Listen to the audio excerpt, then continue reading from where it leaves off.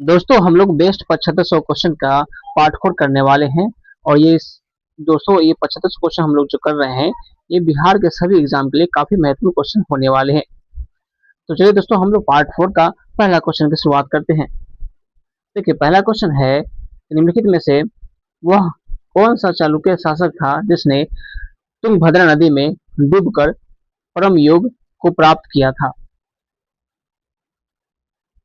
वह है सोमेश्वर प्रथम। ऑप्शन बी है हमारा राइट आंसर हो जाएगा। अगला क्वेश्चन है, चोल मंदिरों में निम्न में से कौन सी उनकी प्रमुख विशेषता है? तो इनकी विशेषता है विमान। Option number C right answer हो जाएगा। विक्रमशिला विश्वविद्यालय में किस भिक्षु ने लगभग 200 ग्रंथों की रचना की? तो अतीश दीपंकर ने किया था। चलिए अगला क्वेश्चन है, इसको सुमेलित करना है घटना को। कौन सी घटना किस वर्ष हुआ था? तो बीजापुर के सरदार अफजल खान की हत्या कब हुई थी? शिवाजी द्वारा दक्कन के मुगल सूबेदार शाइस्ता खान पर हमला कब हुआ था? इनको ही जो है, फिर जो है अगला है सूरत की पहली लूट, फिर सूरत की दूसरी लूट। तो बीजापुर के सरदार अफजल खान की हत्या जो हुई थी, ये 1659 में हुआ था। दूसरा, शिवाजी द्वारा दक्कन के मुगल सूबेदार शाइस्ता खान पर हमला किया गया था, ये 1663 में। और सूरत की पहली लूट हुआ था 1664 में। और सूरत को दूसरी बार लूटा गया था शिवाजी के द्वारा 1670 में। तो इसके आंसर हमारा हो जाएगा ऑप्शन नंबर सी, हमारा राइट आंसर हो जाएगा। चलिए अगला क्वेश्चन है, दोहरे गुंबद वाला भारत का पहला मकबरा कौन सा है? हुमायूं का मकबरा। कौन सा है? हुमायूं का मकबरा। चलिए अगला क्वेश्चन का आंसर बताइए कि दिल्ली सल्तनत काल में मजलिस ए खलवत का अर्थ मंत्री परिषद होता था, इसमें कौन शामिल नहीं था? सदर उस सुदूर शामिल नहीं था। चरक संहिता कितने अध्यायों और खंडों में विभाजित है? यह है 120 अध्याय और 8 खंड में विभाजित है। चलिए अगला क्वेश्चन है कि भील सेवा मंडल की स्थापना किसके द्वारा की गई थी? भील सेवा मंडल की स्थापना किसके द्वारा की गई थी? ए बी ठक्कर के द्वारा किया गया था। चलिए अगला क्वेश्चन है,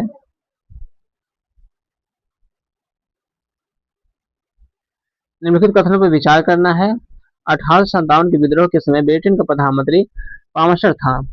दूसरा है, 1857 के विद्रोह के समय भारत का गवर्नर जनरल लॉर्ड कैनिंग था।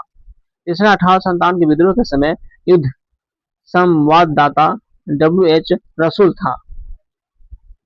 इसमें से जो है क्या करना है, सत्य कथन की पहचान करना है। तो इसमें से कौन सा कथन जो है वो सही हो जाएगा? तो सही जो है ये तीनों हो जाएगा। तो ऑप्शन नंबर डी 1 2 3 हमारा राइट आंसर हो जाएगा। चलिए अगला क्वेश्चन है, सारे जहां से अच्छा पुस्तक किसके द्वारा लिखा गया है? तो मोहम्मद इकबाल के द्वारा लिखा गया था ये सारे जहां से अच्छा पुस्तक। किसने कहा था कि साक्षरता अपने आप में शिक्षा नहीं है? साक्षरता अपने आप में शिक्षा नहीं है, ये कहा गया था महात्मा गांधी के द्वारा।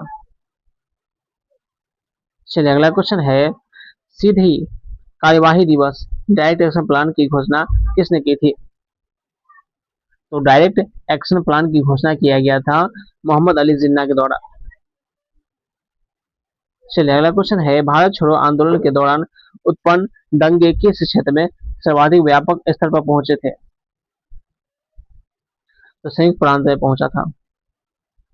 महात्मा गांधी की पुस्तक हिंद स्वराज किस वर्ष लिखी गई? हिंद स्वराज लिखा गया था 1909 ईस्वी में। Option number A right answer हो जाएगा। चलिए आगे बताइए कि भारतीय दंड संहिता जो 1860 में अधिनियमित हुई का मसौदा तैयार करने वाले आयोग की अध्यक्षता किसने की थी? लॉर्ड मैकाले ने किया था। ऑप्शन नंबर डी और राइट आंसर हो जाएगा। चलिए आगे बताइए, भारतीय संविधान ने केंद्र सरकार की अधिशासी शक्तियों को किस में निहित किया है? तो भारतीय राष्ट्रपति में। ऑप्शन नंबर ए और राइट आंसर हो जाएगा। चलिए आगे क्वेश्चन है, भारत के संविधान में अंतर्राष्ट्रीय शांति एवं सुरक्षा के संवर्धन का उल्लेख कहाँ किया गया है? तो राज्य के नीति निर्देशक सिद्धांतों में किया गया, ऑप्शन नंबर बी और राइट आंसर हो जाएगा। चलिए आगे क्वेश्चन है, सुंगलू समिति की नियुक्ति प्रधानमंत्री द्वारा क्यों की गई थी? तो राष्ट्रमंडल खेलों के संचालन में भ्रष्टाचार के आरोपों की छानबीन के लिए, ऑप्शन नंबर बी और राइट आंसर हो जाएगा।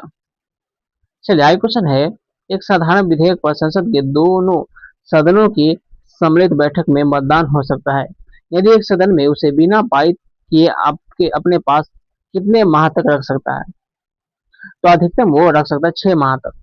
अधिकतम वो कितने माह तक रख सकता है? 6 महीने तक रख सकता है वो। चलिए अगला क्वेश्चन है, जनहित याचिका किसके द्वारा अभियोजित की जाती है, की जा सकती है?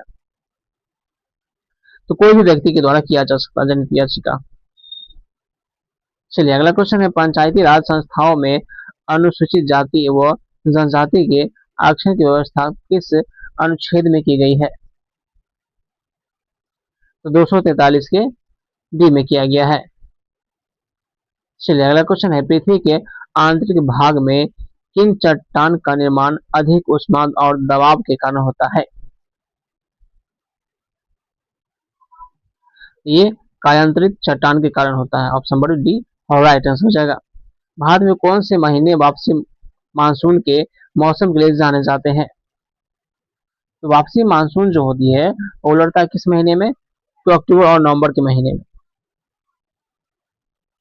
चलिए अगला क्वेश्चन है, पीर पंजाल श्रेणी अवस्थित है? तो पीर पंजाल श्रेणी जो है ये लघु हिमालय में है। आम्र वर्षा एक शब्द है जिसका उपयोग डैश के लिए किया जाता है। आम्र वर्षा जो है मानसून पूर्व वर्षा के लिए किया जाता है। चलिए आगे क्वेश्चन है, वह कौन सा आकाशीय पिंड है जो परिभ्रमण और परिक्रमण लगभग समान समयावधि में पूरा कर सकता है? चंद्रमा, ऑप्शन नंबर डी हो जाएगा राइट आंसर। चलिए आगे बढ़ते हैं। अगला क्वेश्चन है, यदि मांस को यदि मांस को 140 डिग्री सेल्सियस से अधिक पर पकाया जाता है तो निम्नलिखित में से कौन सी अभिक्रिया होती है? तो मेलार्ड अभिक्रिया होती है। क्या कौन सी अभिक्रिया होती है? मेलार्ड अभिक्रिया होती है। निम्नलिखित में से किस विद्युत चुंबकीय तरंग में सबसे अधिक आवृत्ति होती है? तो गामा तरंगे होती है। चलिए आगे क्वेश्चन है, निम्नलिखित में से किन कारणों से इंद्रधनुष का निर्माण होता है? अपवर्तन, परावर्तन और प्रकीर्णन के कारण होता है निर्माण इंद्रधनुष का। चलिए आगे क्वेश्चन है, बुलेट प्रूफ जैकेट के निर्माण में आमतौर पर निम्नलिखित में से किस सिंथेटिक फाइबर का उपयोग किया जाता है? तो केवलर का प्रयोग किया जाता है, ऑप्शन नंबर डी और राइट आंसर हो जाएगा। प्रति उर्ध्वपातन की अभिक्रिया में डैश में परिवर्तन होता है? तो गैस और ठोस में होता है। चलिए बताइए, डैश का उपयोग श्वास परीक्षण में शराबी चालकों की जांच करने के लिए किया जाता है? तो शराबी को जांच करने के लिए किसका प्रयोग किया जाता है? तो पोटेशियम डाइक्रोमेट का प्रयोग किया जाता है। पोटेशियम डाइक्रोमेट का प्रयोग किया जाता है। ब्रूसेलोसिस ब्रूसेलोसिस नामक बीमारी किसके कारण होती है? ये जीवाणु कारण होता है। किसके कारण? जीवाणु कारण।